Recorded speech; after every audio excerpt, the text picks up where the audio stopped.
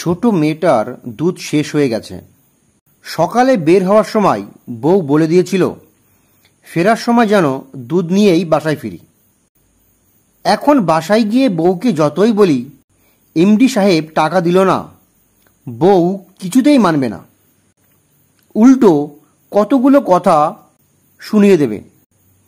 আমি অকর্মা, আমার কোনো মুরদ নেই, আমাকে দিয়ে কিছুই হবে না। মেয়ের জন্য দুধ আনার যেহেতু ক্ষমতা নেই, তাই মেয়েকে যেন এতিমখানায় দিয়ে আসি। এই জাতীয় আজে বাজে কথা। কথাগুলো শুনতে শুনতে মুখস্থ হয়ে গিয়েছে আমার। আর বউকেও দোষ দেয় না আমি। অভাবে সংসারে এসে দিনে দিনে মেজাজটা তিরিক্ষি হয়ে গেছে বউয়ের। তার উপর দুধের শিশু, দুধ না পেয়ে যদি ক্ষুধায় কাঁদে, তাহলে কোন মায়ের মুখ দিয়ে মিষ্টি কথা বের হবে? কথাগুলো ভাবতে ভাবতে রেল লাইনের ধার দিয়ে হেঁটে হেঁটে সামাদের মুদির দোকানের দিকে যাচ্ছি আমি। বাকিতে দুধ দেবে কি না সে বিষয়ে মনে যথেষ্ট সন্দেহ আছে আমার। আজ মাসের 21 তারিখ। গত মাসের দোকান বাকি, এখনও দিতে পারিনি। টাকা ঠিকই আলাদা করে রেখেছিলাম আমি বেতন পেয়েই। 10 তারিখ নাগাদ বেতন হয়। বেতনের টাকা দিয়ে বাসায় ফিরে দেখি বড় মেয়ে শিউলির উথাল পাথাল জ্বর। রাত 10টার দিকে জ্বর এত বাড়ল যে মেয়ে অজ্ঞান হয়ে গেল। বউ কান্নাকাটি শুরু করে দিল। মেয়ের জ্ঞানহীন মুখের দিকে তাকিয়ে আমার মাথা হয়ে গেল আওলা। টান দিয়ে আলনা থেকে প্যান্টটা নিয়ে পড়লাম। আলমারি খুলে বেতনের পুরো টাকাটাই পকেটে নিয়ে নিলাম। মেয়েটাকে কোলে নিয়ে বাইরে বেরিয়ে এলাম আমি। বউ দৌড়ে এলো পিছন পিছন। কোথায় যাবো ওকে নিয়ে? হাসপাতালে নিয়ে যাচ্ছি, পরে তোমাকে ফোন দিয়ে জানাবো। তুমি বেলিকে নিয়ে বাসায় থাকো। বেলি আমার ছোট মেয়ে। এক ধাক্কায় 5,000 টাকা নেমে গেল। 24 ঘন্টা পর মেয়ে চোখ মেলল। দোকান বাকি পরিশোধ করা হলো না। আগের টাকা না দিয়ে নতুন করে বাকি দেবে বলে মনে হয় না, তবু চেষ্টা তো করতে হবে। দোকানের দিকে হাঁটতে লাগলাম আমি। ট্রেনের হুইসেলের শব্দ শোনা গেল। সামনে তাকিয়ে দেখলাম একটা ট্রেন আসছে। রেল লাইনের ধার থেকে আরেকটু দূরে সরে গেলাম নিজের অজান্তেই। দীর্ঘদিন এই রাস্তায় হেঁটে হেঁটে অভ্যাস হয়ে গেছে। ট্রেনটা প্রায় কাছাকাছি চলে এসেছে। হঠাৎ খেয়াল করলাম একটি ছেলে কাঁধে ব্যাগ ঝোলানো আমার উল্টো দিক থেকে রেল লাইনের স্লিপারের দিকে তাকিয়ে লাফিয়ে লাফিয়ে এদিকে আসছে। পিছন দিক থেকে যে ট্রেন আসছে টেরই পাচ্ছে না ছেলেটা। কানে ইয়ারফোন লাগানো, বোধহয় মোবাইলে কারো সাথে কথা বলছে। হাত নাড়ানোর ভঙ্গি দেখে তাই মনে হচ্ছে। আমি চিৎকার করে সাবধান করলাম ছেলেটাকে।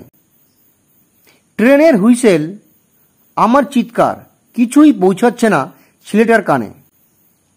দ্রুত গতিতে এগিয়ে আসছে ট্রেনটা। তীক্ষ্ণ শব্দে ট্রেনের হুইসেল বেজে উঠল। চমকে পিছনে তাকালো ছেলেটা। ততক্ষণে দেরি হয়ে গেছে। ইঞ্জিনের সাথে ধাক্কা খেলো ছেলেটা। সবকিছু মুহূর্তের মধ্যে আমার সামনে ঘটে গেল। ধাক্কা খেয়ে ঠিক আমার সামনে এসে পড়ল ছেলেটা। উপুর হয়ে নিস্তেজ পড়ে আছে ছেলেটা। হইচই করতে করতে লোকজন ছুটে এলো। রক্তে ভিসে যাচ্ছে মাটি। কেউ একজন বলে উঠল, মরে নাই, বাইচা আছে। আরেকজন বলল, এক্ষুনি হাসপাতাল নিতে হবে। কিন্তু কেউ হাসপাতালে নেওয়ার উদ্যোগ নিচ্ছে না। কে এসব ঝুট ঝামেলায় জড়াতে চায়? সবাই ভিড় করে দেখছে ছেলেটাকে।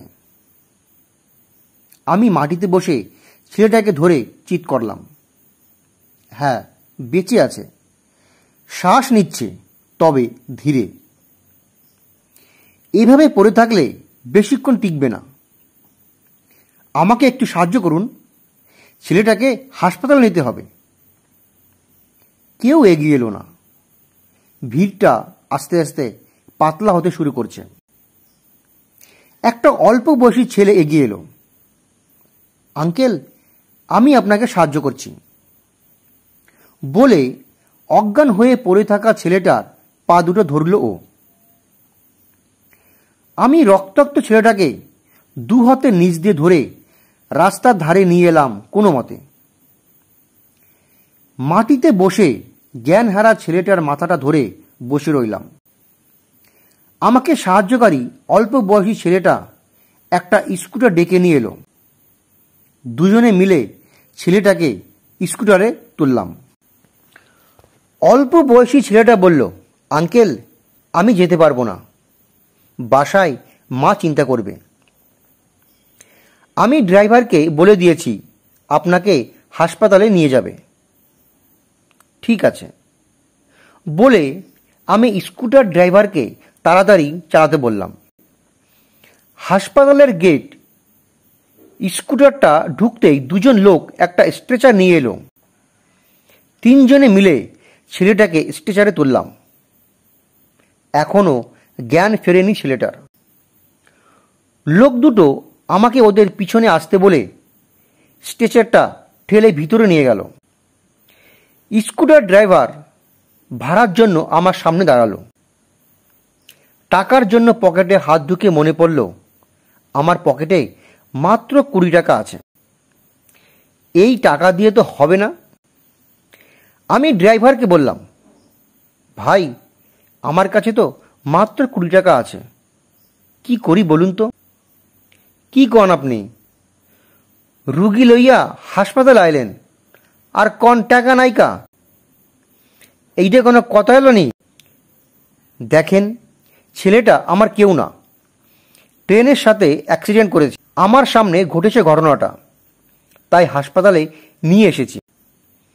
আপনি এক কাজ করেন, আপনি আপনার মোবাইল নম্বরটা দেন, আমি আপনার টাকা ঠিক দিয়ে দেব। আরে রাখেন, অমন কত দেখছি, পরে টাকা দিই। আমার তো ভাই মহাজনের জমার টাকা দেওয়ান লাগবো। গরিবের পেটে হগলে লাথি দেয় বলে মুখ বাঁকায় ড্রাইভার। আমি পকেট থেকে আমার মোবাইল ফোনটা বের করলাম। ফোনটা বাড়িয়ে ধরলাম ড্রাইভারের দিকে। ভাই, এইটা রাখেন, কম দামি ফোন, তবে বিক্রি করলে কম করেও 1000 টাকা বেচতে পারবেন। আপনার ভাড়া নিশ্চয়ই 1000 টাকার কমই হবে। ড্রাইভার লোকটা আমার হাত থেকে মোবাইলটা নিয়ে নেড়ে চেড়ে তাচ্ছিল্য ভরে বুক পকেটে রেখে দিল। ভাই, আমার সিমটা দেন, ওটা আপনার কাজে লাগবে না। লোকটা পকেট থেকে মোবাইলটা বের করে সিমটা খুলে আমার হাতে দিতে দিতে বলল, হালার সব ঝামেলা আইয়া পড়ে আমার কান্দে বলে গজগজ করতে করতে স্কুটার ঘুরিয়ে চলে গেল সে। আমি সিমটা পকেটে পুরে হাসপাতালের ভিতর ঢুকলাম। দরজার বাইরের লাল ডিজিটাল ঘড়ি সময়ের জানান দিচ্ছে। তাকিয়ে দেখলাম সময় সন্ধ্যা 6টা 15 মিনিট। এই রোগীর সাথে কে এসেছেন? আমি যে ছেলেটাকে নিয়ে এসেছি তার স্ট্রেচারের সামনে দাঁড়িয়ে একজন ডাক্তার জোরে জোরে বলছে, আমি এসেছি বলে এগিয়ে গেলাম ওদিকে। রোগীর নাম আর ঠিকানা বলুন। আমি তো ওর নাম ঠিকানা জানি না। আমি সংক্ষেপে ঘটনা বললাম তরুণ ডাক্তারকে। রোগী তো অজ্ঞান, দেখুন পকেটে কিছু পাওয়া যায় কিনা। আমি ছেলেটার পকেটে হাত ঢোকালাম। কিছু খুচরো টাকা আর একটা মোবাইল ফোন। এই ফোনেই সম্ভবত কথা বলেছিল ছেলেটি।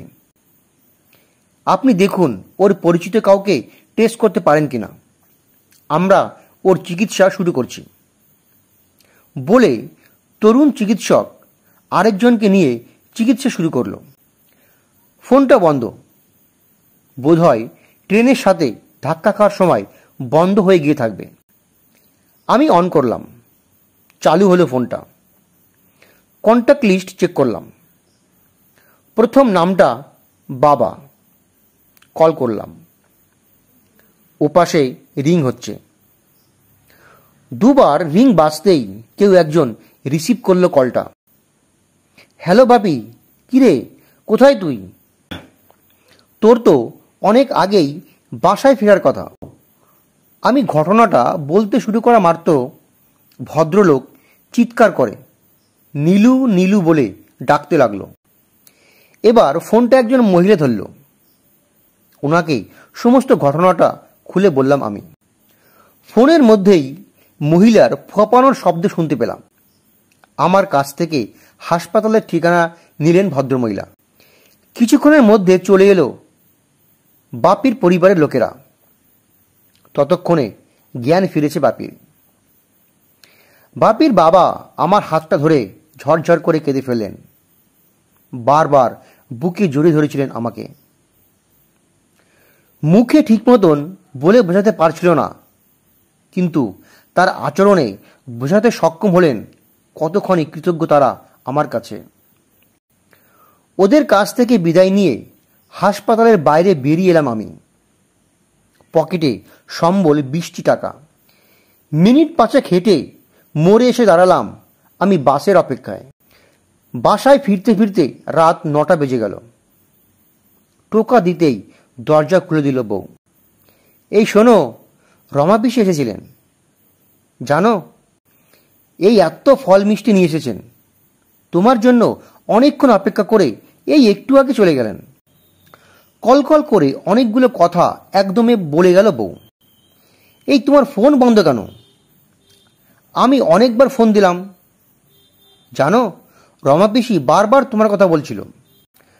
বউর কথার কোনো উত্তর দিলাম না আমি। হঠাৎ আমার দিকে নজর পড়ল বউয়ের। শার্টে রক্তের ছোপ দেখে চিৎকার জুড়ে দিল বউ। আমার কিছু হয়নি এটা বুঝাতে বেশ বেগ পেতে হলো আমার। পুরো ঘটনা শুনে শান্ত হলো বউ। বেলির জন্য দুধ আনা হয়নি। চুপচাপ ভিতরে গিয়ে কাপড় চোপড় বদলে ফ্রেশ হয়ে বিছানায় বসলাম আমি। বউ আমার হাতে একটা 500 টাকার নোট ধরিয়ে দিয়ে বলল, যাও বাবুর জন্য দুধ নিয়ে এসো। তুমি টাকা পেলে কোথায়? অবাক হয়ে জিজ্ঞেস করলাম আমি। বাবুর মুখ দেখে পিসি দিয়ে গেছে। আর কিছু না বলে টাকাটা বুক পকেটে রেখে দোকানের দিকে চললাম আমি। ঠক ঠক ঠক দরজায় কে যেন টোকা দিচ্ছে। দেখুন তো, এই নামটা কি আপনার? একজন ডাকপিয়ন আমার দিকে একটা খাম বাড়িয়ে ধরল। খামের উপর ইংরেজি ক্যাপিটাল লেটারে আমার নাম লেখা। এটা আমার নাম বললাম আমি। আগে এই কাগজটাতে একটা দস্তখত করুন। আমার দিকে একটা কাগজ আর কলম এগিয়ে দিল লোকটা। দস্তখত করে খামটা হাতে নিলাম আমি। এনভেলপটা খুলে থ হয়ে কিছুক্ষণ দাঁড়িয়ে রইলাম আমি। ইংরেজিতে টাইপ করা চিঠি, যার বাংলায় করলে দাঁড়ায়, গত 12ই মার্চের আমার করা দরখাস্তের পরিপ্রেক্ষিতে আমেরিকা সরকারের ঘোষিত ডিভি লটারিতে যোগ্য নির্বাচিত হয়েছি আমি। নিচে ABCD দিয়ে কিছু রিকোয়ারমেন্ট দেওয়া আছে। চিঠির নিচের তারিখ ও সময় উল্লেখ করা আছে। চিঠিটা 17 তারিখ ইস্যু হয়েছে, অর্থাৎ অ্যাক্সিডেন্টের দিন। সময় উল্লেখ আছে 6টা 15 মিনিট। চমকে উঠলাম আমি। মনের পর্দায় ভেসে উঠল হাসপাতালের লাল ডিজিটাল ঘড়ির সময়টা, 6টা 15 মিনিট। পৃথিবীতে এমন অনেক কাকতালীয় ঘটনাও, যা আমাদেরকে উপরওয়ালার প্রতি বিশ্বাসকে আরও মজবুত করে।